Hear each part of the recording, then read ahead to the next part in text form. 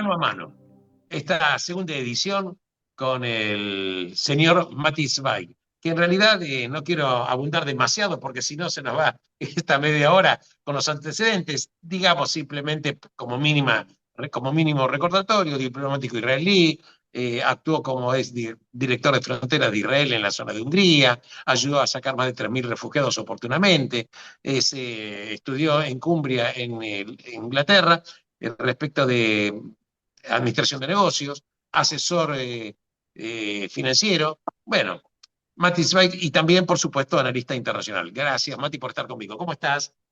Muy bien, gracias. Más que nada ahora como analista internacional, ya de que hay muchos temas en la candela, hoy vamos a hablar tanto del Líbano como de Siria, como de sus fallidas economías y de la relación de todo esto con las guerras regionales, ¿no? Bien. Mano a mano. Empezás vos con un mano, yo sigo con otro mano y vamos luego a tratar de elaborar algunas conclusiones básicas. Mati, Líbano y Siria. Adelante. Bueno, empiezo por Siria. Siria es un país que, bueno, hoy en día tiene 19 millones de personas, pero en el 2011, cuando empezó la guerra civil, tenía por lo menos, no sé, 3 millones más, tenía unos 22 millones de personas. Millones de personas han sido desplazadas o muertas por esta terrible autoinfligida guerra civil en la cual grupos contra Assad, que está hace docenas de años en el gobierno, tanto él como su padre, su finado padre, y se rebelaron contra ellos muchas capas populares que además tenían mezcladas ideologías islamistas y todo el que pudo se prendió de ahí para poder derrocarlo. No lo lograron durante más de 11 años, hasta el 2022 casi, estuvieron luchando y matándose por lo menos 700.000 personas, incluyendo partes realmente terribles como gasear con gases tóxicos y matar a miles de personas por parte de Assad con sus armas químicas. Bueno, todo eso hizo que la economía hoy en día tenga un 82% de pobres, una inflación del 28%, pero que no es realmente real. Claro, no se puede saber, no se puede Claro, saber. y tiene, en 6 millones de trabajadores, tiene más y tiene 50% desocupados o más. Por un lado, es un país que originalmente tenía mucha potencia, tiene petróleo, un poco, no mucho. Textiles, fábrica de comida, bebidas, tabaco, fosfato, cemento, autopartes, tenía fábricas de autopartes de autos. Pero Absolutamente. hoy en día le faltan granos, le faltan cereales, faltan productos básicos. De ser un productor de trigo, pasó a ser un importador de trigo y también mucha gente se quedó con hambre porque importaban también de Ucrania que no les pudo dar más. O sea, es todo un desastre. Todo esto dentro del marco de esa tiranía brutal del régimen de la familia Assad, que además ha soportado sanciones de la mayoría de los países europeos, de Turquía, de Japón, de Corea del Sur. Incluso hay una acta de sanciones americana del 2020 que se llama la Kaiser Syria Civilian Protection Act, que Sí, está en pie hasta hoy en día y que ellos también, como otros países con sanciones, tienen que ir tratar de reforzar sus relaciones con terceros países que no son muy agradables, como, ¿verdad?, Irán, Rusia, Corea del Norte, para poder salir adelante. Todo esto hizo que tuvieran hiperinflación, el pound sirio de ser $1,47 en el 2011, hoy en día más de 14.000. Todo desaparece en los supermercados, va al mercado negro. Y bueno, tú sabes muy bien quién entra cuando hay vacío en estos países. En el siglo absolutamente. XXI, la China. La La China China se es está un campo quedando con fértil. todo, invirtiendo en todo lo que puede a cambio de quedarse con las infraestructuras básicas del país.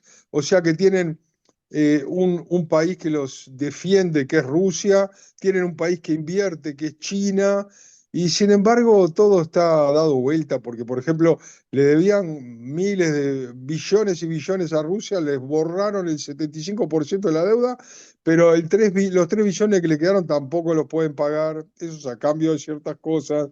Incluso tenían una deuda histórica de 1.600 millones con la República Checa y con Eslovaquia, que tampoco lo están pagando. Y entonces, si me dejas agregar algo, ¿cuál es, de ¿Cómo cualquier no? manera, cómo salen adelante? Tienen un renglón de exportación que es el que les da casi 6.000 millones de dólares por año.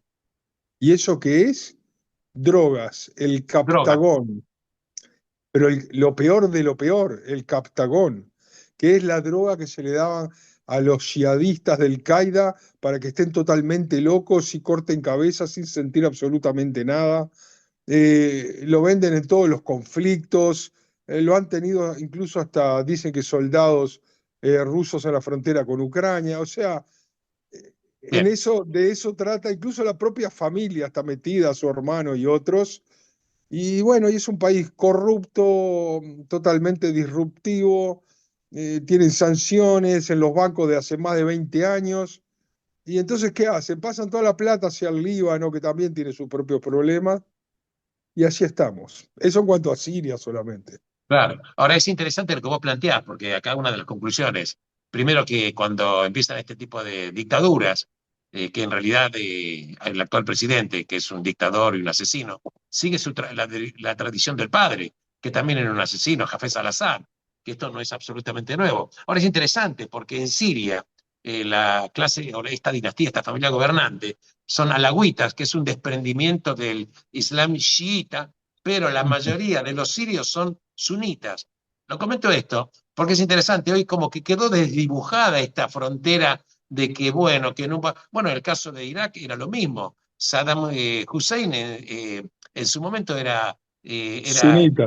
sunita, y la verdad que Irak era de mayoría chiita. O sea que esta frontera sunita o chiita no impide que un dictador determinado capture un país y luego otros depredadores, como Rusia desde el punto de vista militar, China para ampliar su frontera de dominación geopolítica, este tipo de países le viene como perilla al dedo.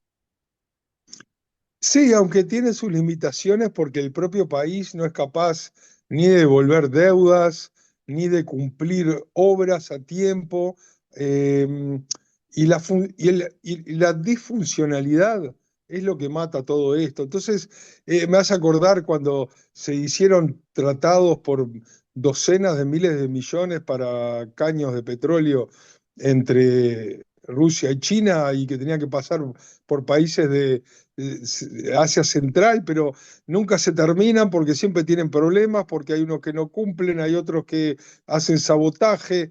O sea, la propia estructura de los países autocráticos es la que no permite que las cosas funcionen un 100% como se debe y cumpliendo las leyes. Bien, es correcto. Bueno, luego, en realidad, el excelente informe que vos hablas de la parte económica de Siria, si es que una situación económica puede ser utilizado como concepto, porque es un desmadre de todo tipo, no es una economía. En realidad, podemos decir que hoy Siria es un estado totalmente fallido, desde Sí. el punto de vista de los cánones absolutamente normales.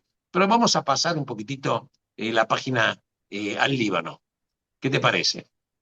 Bueno, el Líbano, ya sabemos que desde el 75 al 90 tuvieron guerra civil, que ya eso destrozó todo. El Líbano es un país un poco un invento artificial, bueno, como la mayoría de los países en el Medio Oriente, pero que tiene un territorio chico y como con 17 etnias diferentes que están todas representadas en el Parlamento. Tuvo sus momentos de esplendor, se le llamó la Suiza del Medio Oriente por Es real. su gran apertura al turismo y a los bancos y al libre cambio y al libre comercio, pero con todas las contradicciones también, tienen sunitas, tienen chiitas, que antes eran más moderados y después vino Irán y se los tragó convirtiéndolos en Hezbollah y convirtiéndolos en un estado paralelo, que trata de a poco de apoderarse también, aunque no totalmente, de la estructura política del Líbano. Es considerada una economía en desarrollo con un GDP de 19 billones para el 2020 y un PBI per cápita de $2.500, o sea, no es nada. Es Es verdad que es una interesante lo que está economía... planteando. Un segundito. mm, Lo que la gente que nos está viendo es interesante que cuando el señor Mati o Mati Zweig está planteando un producto bruto de 19.000 millones de dólares, que esto en definitiva le da un producto bruto per cápita prácticamente inexistente, es para que la gente tenga conciencia de un país que en su momento, como bien dice Mati, fue reconocido como la Suiza de Medio Oriente. Se hablaba francés, a punto tal de que Francia dominó de 1920 a 1943, tenía un sistema financiero muy sólido, bancos de primerísimo nivel. La verdad que ese país directamente desapareció, no quedó ni Mirá, los siquiera la últimos sombra de lo que fue. años, sí, tenés razón, y los últimos años incluyeron un colapso bancario, una crisis de liquidez y el default soberano. Y ya no estamos hablando que hace un par de años explotó todo el puerto de Beirut con 2.750 toneladas de nitrato de amonio, reventó medio Beirut a kilómetros a la distancia, mató cientos de personas y se quedaron ahí con esa explosión, incluso sin los silos de granos. Entonces todos los granos desaparecieron. El mundo tuvo que empezar a hacer todo tipo de conferencias para juntar plata para el Líbano para que tengan para un mes más de medicina, de comida. Yo qué sé, tienen, por ejemplo, hoy en día un 28% de pobreza total y un 63% de la gente que vive con menos de $6 al día, o sea, unos $180 por mes. Además, desde el punto de vista del trabajo, tienen 3.400.000 personas trabajando, pero dentro de ellas son 1 millón a 1,5 millones de los propios sirios desplazados por la guerra que fueron hacia el Líbano y les dieron un peso a un pequeño país con tanto problema financiero insoportable, en la cual la gente que trabajaba pasó a ganar la mitad o se quedó sin trabajo. Claro, Hay una cosa interesante. Fue la segunda guerra del Líbano que le llamamos nosotros en el 2006. Y 2006, en que el duró 2000 32, 33 días. duró 33 días, también como hoy en día volaban, incluso mucho más que hoy en día, volaban cientos de misiles sobre Israel. Israel entró y también destrozó medio Beirut, las partes donde estaba el Hezbollah, en el sur de Beirut también entraron a limpiar. ¿Y qué trajo esa guerra para el Líbano? Una expansión financiera económica entre el 2007 y el 2010 del 9,1% anual, más que la China. Pero te das cuenta que son todo porque con la plata de las inversiones de reconstrucción, que vinieron más que nada de Arabia Saudita, de Europa, Turquía, etcétera. Pero todo, Qatar, por supuesto. Pero todo eso es falso porque estamos partiendo de números que vienen de la pobreza y la destrucción. Absolutamente. Y, y Absolutamente.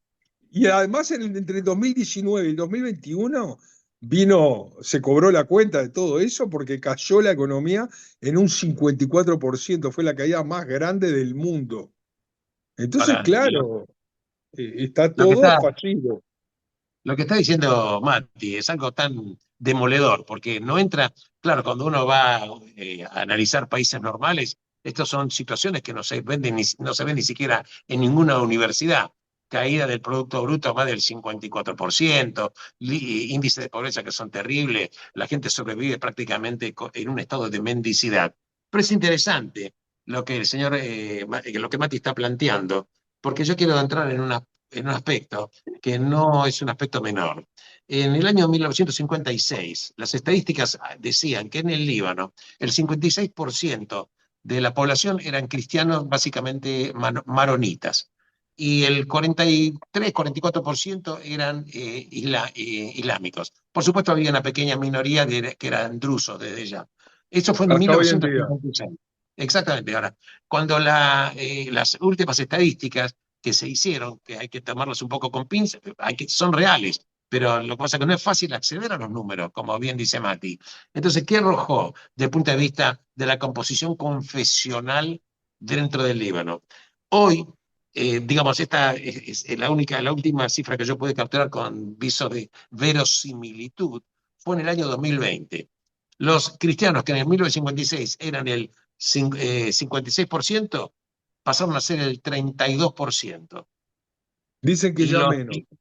y claro, quizás menos, porque esta cifra que yo tengo es del año 2020. Como bien dice Mati, posiblemente no, esté en un 25%, posiblemente. Más o menos, Y, más o menos. absolutamente. Y entonces estamos viendo que cuando todo ese Islam, que fue, por un lado, la gente que en el Líbano tenía la posibilidad de emigrar, se fue.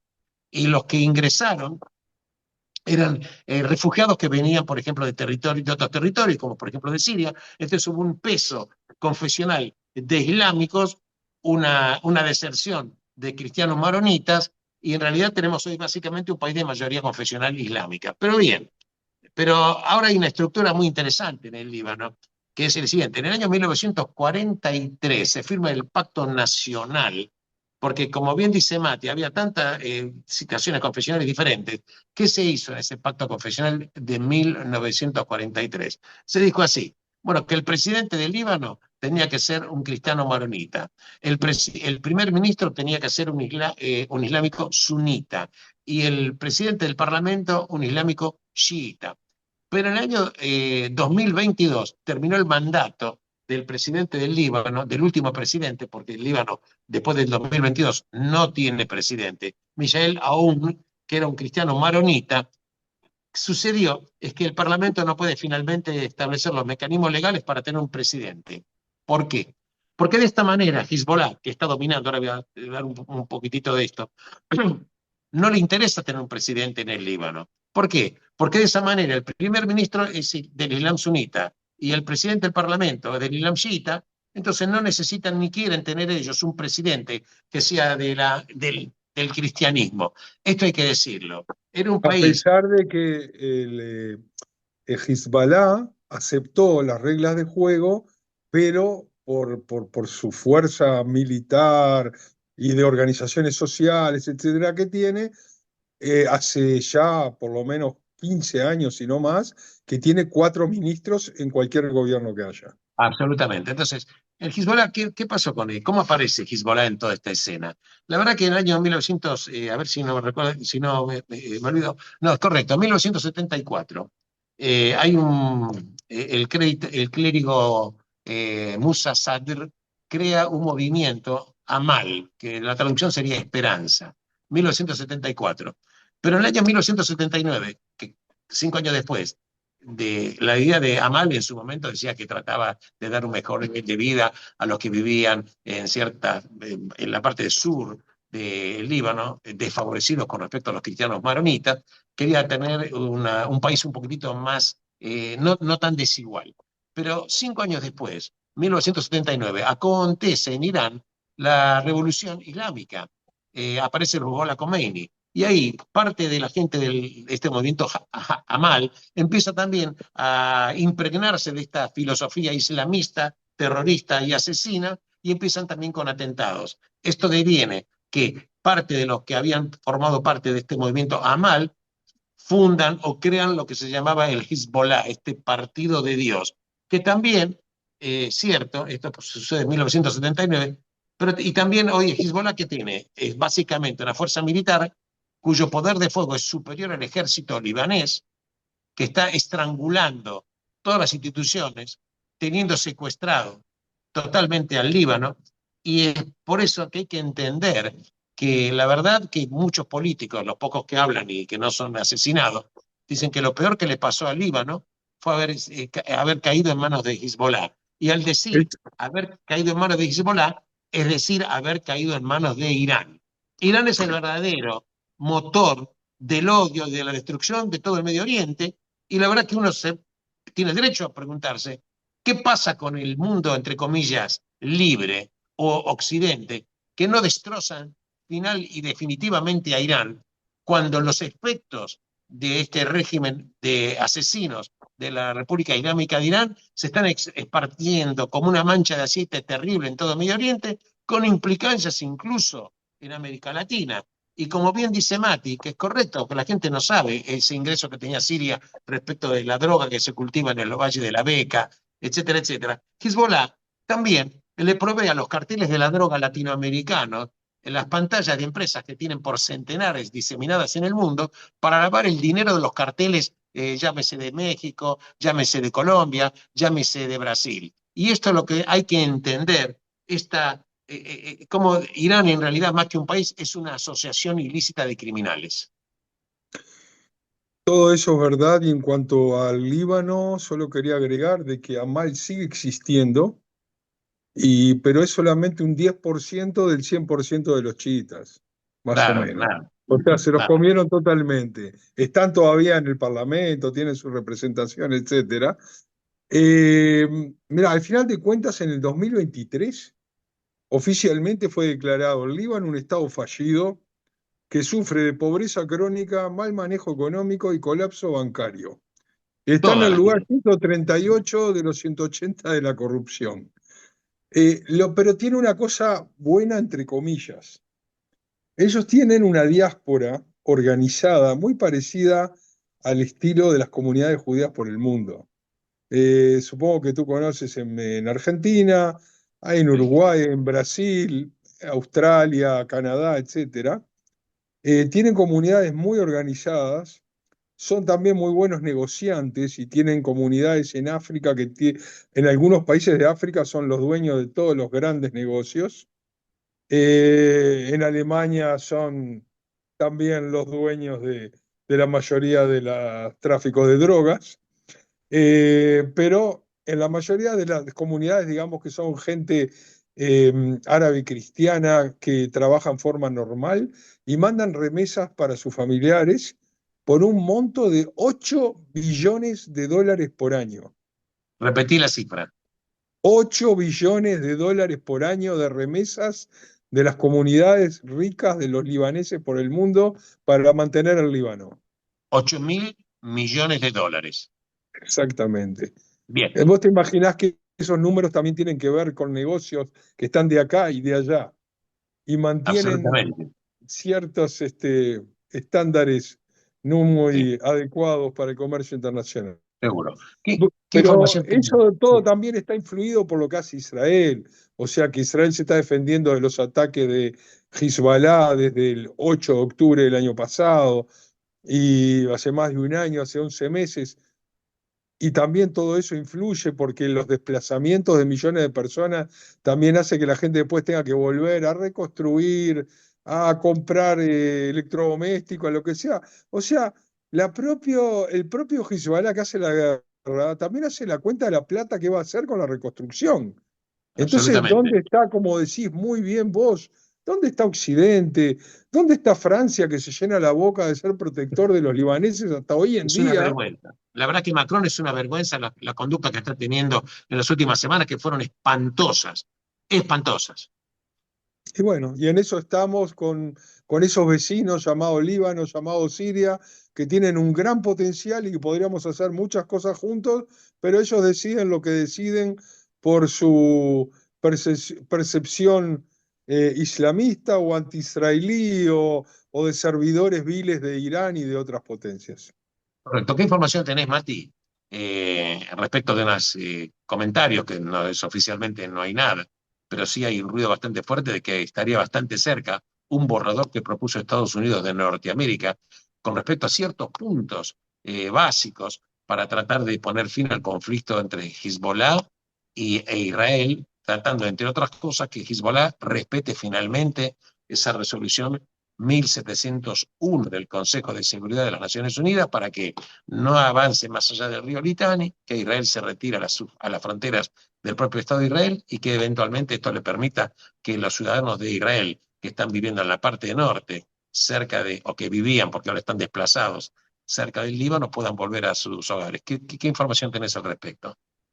La información es que el representante de Estados Unidos, Amos Hochstein, está dando vueltas por las distintas capitales de la zona para tratar de llegar a un arreglo en el cual incluso hasta se ha hablado de manera subrepticia con Rusia para que pueda ayudar también.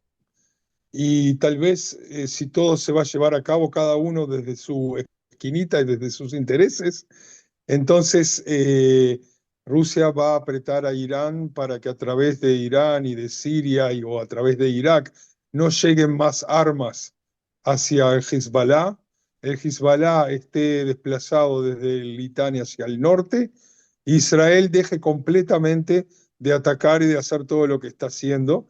Israel, por su parte, por supuesto, le preocupa no solo del Litania hacia el sur, sino también del Litania hacia el norte, en el cual Del norte, quedan obvio. queda toda su fuerza, porque nosotros vemos cómo Israel ataca y ataca a veces hasta 120 objetivos por día, con aviones, etcétera, y sin embargo, a mi entender, no se ha llegado a destruir ni el 20% de las posibilidades militares que tiene el Hezbollah.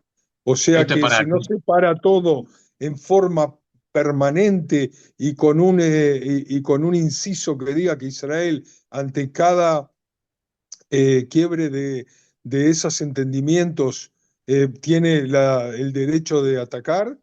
Si no va a ser así, todo va a volver al 6 de octubre del 23. Claro, pero el pequeño detalle es que tendría que haber, en su momento se intentó cuando estaba emitida la resolución 1701, después de la guerra del Líbano, la segunda del año 2006. No menos Ujú. cierto es que en aquel momento, de alguna manera fallida, las Naciones Unidas mandó a lo que se llamaba la UNIFIL, que no sirvió absolutamente para nada. Es más, se transformó prácticamente en un socio silente o pasivo del propio Hezbollah, permitiendo cruzar totalmente el río Litani. La pregunta sería, ¿cómo se va a garantizar esto? Que esto no vuelva a suceder otro fracaso. ¿Qué países estarían o podrían estar comprometidos a los cuales Israel les pueda tener una confianza? Eso en general, primero que nada, la UNIFIL no llegó en el 2006, la UNIFIL siguió en el 2006 porque están desde los Estaba años 80. 80. Entonces, claro, y yo fui parte de eso también porque fui oficial de enlace con las Naciones Unidas. Entonces, la cuestión es que ellos tienen que cumplir el 1701 y no lo cumplieron porque dijeron que ellos no pueden usar la fuerza, y es verdad, ellos, hay una gran parte con armas, pero no pueden usar la fuerza para desarmar a Hezbollah, eso se lo tiene que pedir al ejército libanés. El ejército libanés tiene miedo, no lo hace. Entonces la cuestión es si Hezbollah va a tener miedo de bajar del Litani hacia el sur de vuelta. Porque UNIFIL más que nada se concentra en ayudar a la población civil y Y no en nada hacer más. lo que realmente le están pagando por hacer, que es realmente ser un buffer y servir para mejorar toda la situación y que realmente no bajen fuerzas hostiles hacia el sur de Israel. Y del Litani para el norte, como he dicho en otras oportunidades, Israel va a tener que seguir encargándose y cada vez que vea que se están fortaleciendo, que están amenazando la seguridad de Israel, no va a tener más remedio que tal vez contrarrestar, contraatacar y volver a este círculo vicioso de violencia con un país con el cual no tenemos ninguna diferencia, no tenemos por qué ser enemigos, pero ellos deciden que ellos aportan su granito de arena para la destrucción de Israel, lo siguen intentando y nosotros seguimos demostrándole que nunca lo van a alcanzar. Ahora, es importantísimo lo que vos planteás, es fundamental, Mati, y esto yo quiero puntualizarlo, porque Israel no tiene ningún conflicto con el Líbano como país como tal. El conflicto es con el movimiento terrorista Hezbollah, que pretende destruir, manejado también por Irán, al Estado de Israel. Mati, la verdad que Teóricamente lo mismo en todas las fronteras, o sea, nosotros también, si jamás se hubiera quedado construyendo hospitales y haciendo escuelas y yendo a la playa de Gaza, tampoco hubiéramos llegado a lo que llegamos. Llegamos absolutamente. a lo que llegamos porque ellos nos atacan y quieren destruirnos. O Bien. sea, no estoy hablando de los marginales 2.000 o 3.000 personas que todo el tiempo están tratando de ir a la Franja de Gaza a levantar nuevamente asentamientos. Se trata de que Israel oficial no tiene nada con ninguno de nuestros enemigos y nuestros enemigos siguen intentando destruirnos y siguen en ese círculo vicioso que están siendo asusados por poderes mucho más grandes que ellos. Bueno, la verdad que, Mati, me pareció muy importante los datos y la información que vos aportás, porque la gente escucha Siria y Líbano y la gente no sabe absolutamente nada de qué está pasando realmente en esos países. Es como Incluso un piensan territorio. que nosotros atacamos por atacar, Claro, por expansionismo, por imperialismo, cuando esa no es la realidad. Simplemente absolutamente. no es. Mati, te agradezco enormemente este mano a mano y en cualquier momento nos encontramos con otro mano a mano. ¿Qué te parece? Me encantó, así que sigamos haciéndolo. Un abrazo enorme.